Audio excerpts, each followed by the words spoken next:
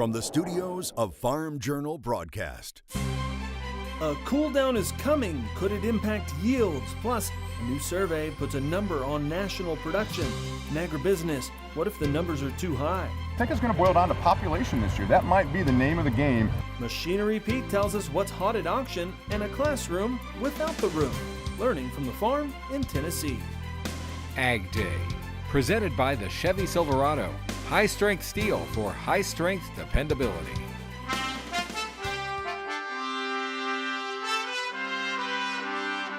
Good morning, I'm Clinton Griffiths. Markets are closed on this Labor Day and what many people consider the end of summer.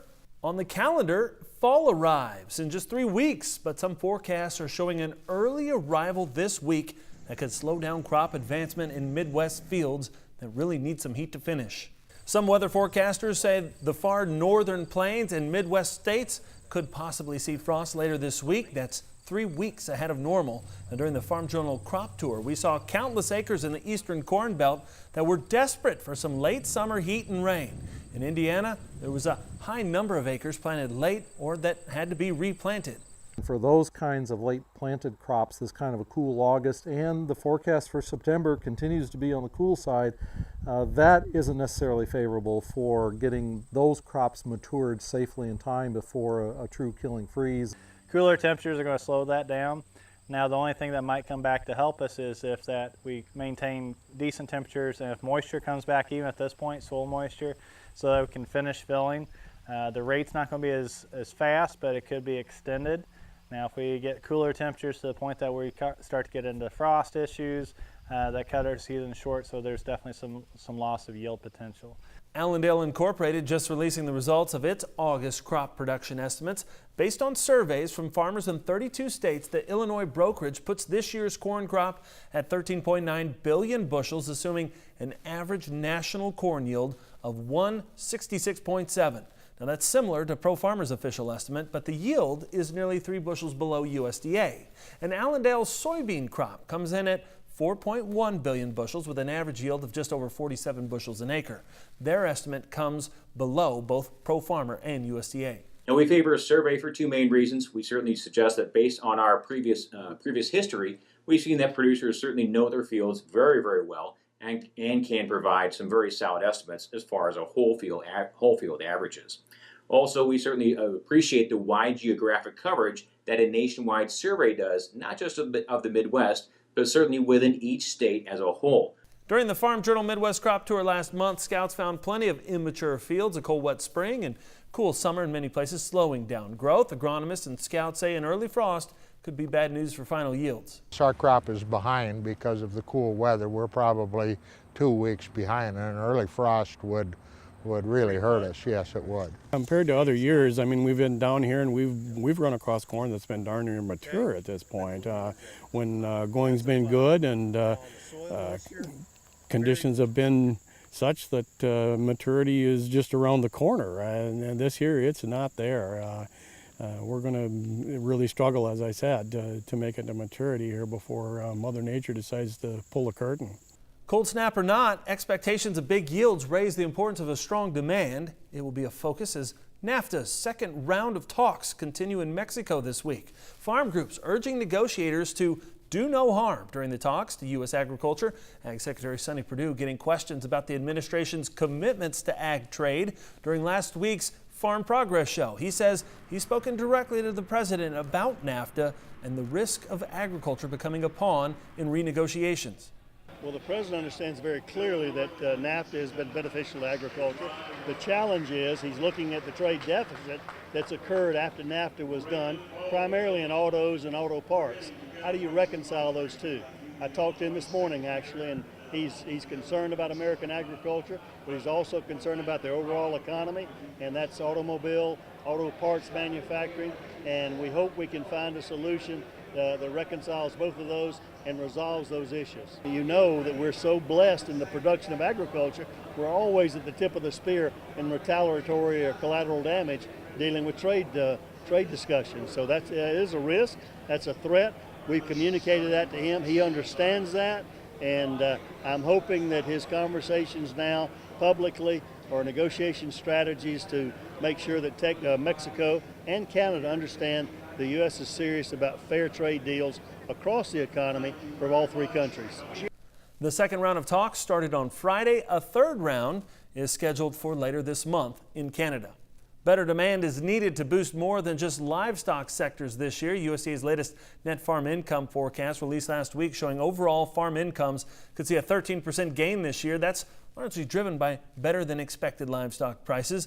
In an early exclusive with Farmer Mac, economist Jackson Takish says the ag economy is showing signs of improvement.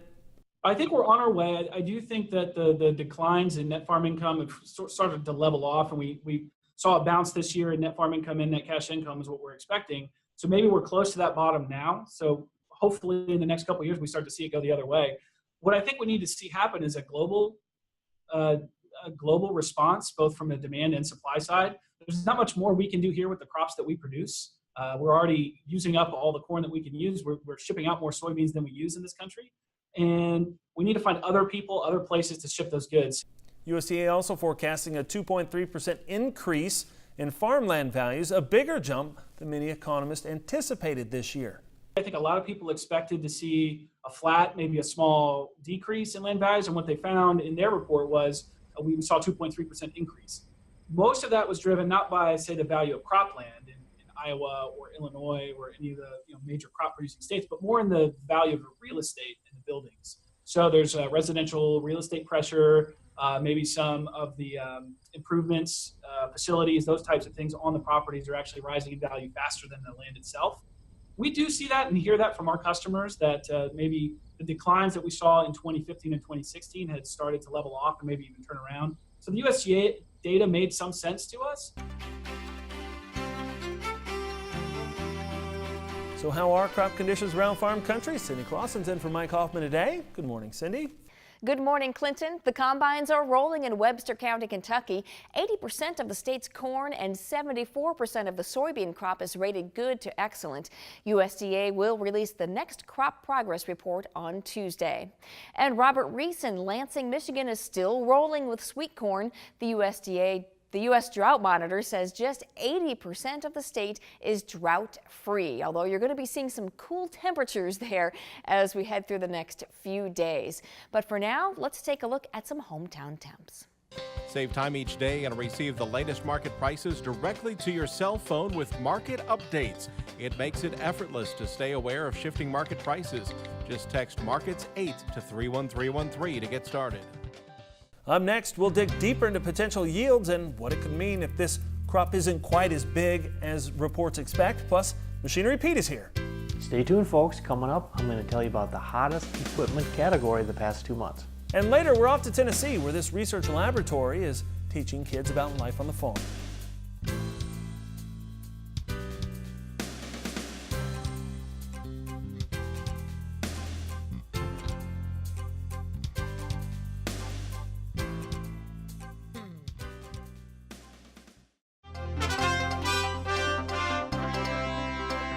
Chip Nellinger, Blue Reef Agri-Marketing, our guest. Chip, let's talk about this corn crop. You know, we've had crop tour data come in. It was pretty close to USDA's, only down a couple bushel. But you guys are doing your own survey. What are you finding? Yeah, it's kind of interesting, and I think that we're going to debate this for several more months, obviously all the way up to the January crop report. Probably half or more of our clients are in Illinois. Some of the better areas condition-wise from start to finish here, and a lot of our producers are telling us that they're 15 to 20+% behind a year ago. Still good corn, still 200+ bushel corn, sure. But we're still way below a year ago. And I think it's going to boil down to population this year. That might be the name of the game. Is populations, I think, are way under what they were a year ago to drive that record yield a year ago. Right. So the jury's still out, but if the best areas are getting reported here, 10 to 20% behind a year ago's record, it's going to be hard to pull that national average yield up to this upper 160s. So I guess our opinion is we'd maybe have some room to cut this thing before the final report here in January. Does that give you a little bit of maybe some positive feelings or shade you feeling maybe there's a chance here for this corn crop that it's going to be big, we know that, but maybe not quite as big, and that could give us a little bit of base on that price? Yeah, I really think so, and especially not the market action here recently. I think what has happened with the USDA and then the Farm Journal tour being pretty close together is it's got the market complacent, just thinking, oh, everything's all right. We got a big crop here, third biggest crop ever, no problems, lots of carry out, lots of old crop stock still. And if we do shrink this, that's a big if, but if we do continue to shrink yields, there's definitely some upside potential there because everybody's now leaning the wrong way, expecting a big crop. Funds are back short. Sure. You just kind of rinse and repeat this whole cycle we've been on. All right, could unwind itself a little bit. All right, well, we'll keep an eye on it. Thanks, Chip, for being here. We'll be back to more AgDay in just a minute. Farming has changed. Markets are riskier than ever. For customized, focused commodity marketing, contact Chip Nellinger or Adam Dreyer at 309-550-7213.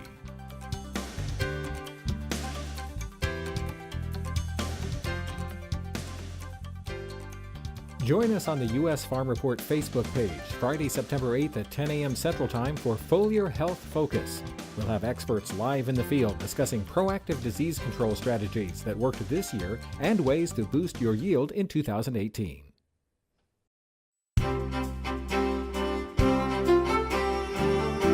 Welcome back to AgDay. We're Cindy Clausen. Cindy, as we look at rainfall over the last week or so, you can see how Hurricane Harvey really impacted more than just Texas. Oh, absolutely. And obviously the scale, I mean, we just, we don't have a scale for the rain that fell down in Houston. So obviously we were getting closer to 40 to 50 plus inches of rain in some parts of Houston. But you can see that the rain really did spread a lot further to the east and to the northeast as well. Obviously, Louisiana got a lot of rain, and we also saw that spreading up into parts of Arkansas, Tennessee, even into Kentucky as well. Well, all of that is now off to the east, but we'll obviously be watching conditions as we head through the next few weeks as we see more tropical systems in play. But obviously, the big focus has been around the Houston area, western Louisiana as well. All right, so how about the drought monitor on the other end of the spectrum? We've seen drought really developing in the northwestern part of the country, especially as you get over to the northern plains, Montana, in exceptional drought, while the drought is all but gone in the southern states. Look, just a month ago, we still had some drought in Texas. That is all but gone across the southern tier of states, while we've really seen that kind of staying put, if not expanding, in the northern states.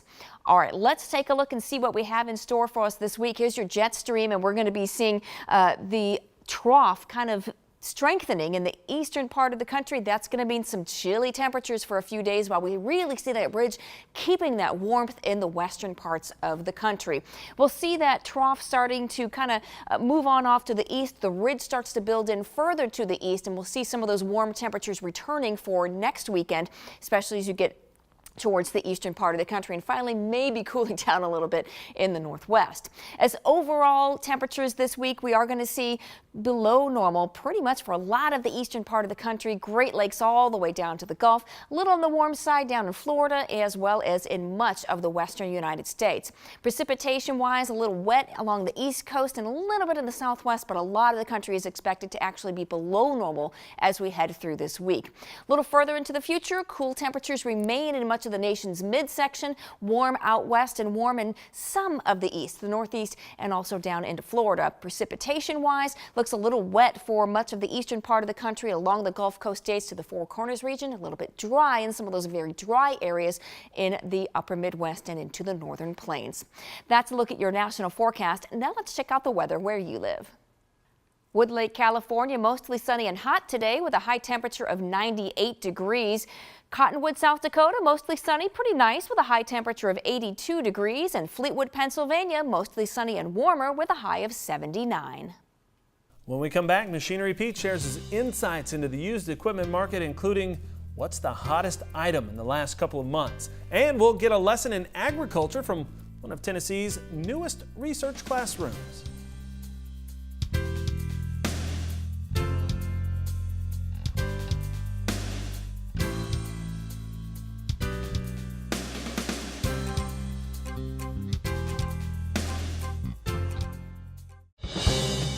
Machinery Pete is brought to you by John Deere. Where can you find the most comprehensive inventory of John Deere certified pre-owned tractors, combines, and sprayers? MachineFinder.com. Sometimes the best new addition to your fleet isn't new. Greg Peterson's keeping tabs on machinery trends, and this month he tells us which category's been the hottest over the past few. Well, folks, I just want to start off by saying thanks for shopping at our website, machinerypete.com. Our traffic there is up almost 60% year over year, so again, thank you. Now, it's really interesting to study the search traffic data. Did you know the most searched subcategory of equipment the last 2 months? It's been tractors 40 to 99 horsepower. Now, when I saw that data, it didn't really surprise me because I've been seeing very strong auction pricing for some time with this size of used tractor. Now, if we scooch just a little bit higher to 115 horse, last Wednesday on a farm auction up in Northeast Indiana by our friends at Schrader Real Estate and Auction, this 2013 John Deere 6115M with 284 hours and an H340 loader sold for $65,000, and that's the highest auction price I've ever seen on a 6115M. Now, if we switch over to blue tractors, back on May 31st, this New Holland T5070 with 1,528 hours and a loader sold on a purplewave.com online auction, came out of Central Oklahoma, brought $45,650. And just like the John Deere tractor, that's the highest auction price I've seen on that New Holland T5070. So folks, if you're looking for a used tractor around 100 horse, check out our website and do me a favor. Tell those auctioneers and those dealers you saw it on machinerypete.com. Up next, a tour in Tennessee. I'm Charles Denny. Our newest 4-H center in Tennessee is also a working farm, raising cattle and awareness of ag science. That story coming up on Ag Day. Ever wake up wondering what does today's weather have in store? Well, with weather updates, it delivers the local forecast right to your cell phone each morning to make preparing for the day easier. Just text Weather 6 to 31313 to get started.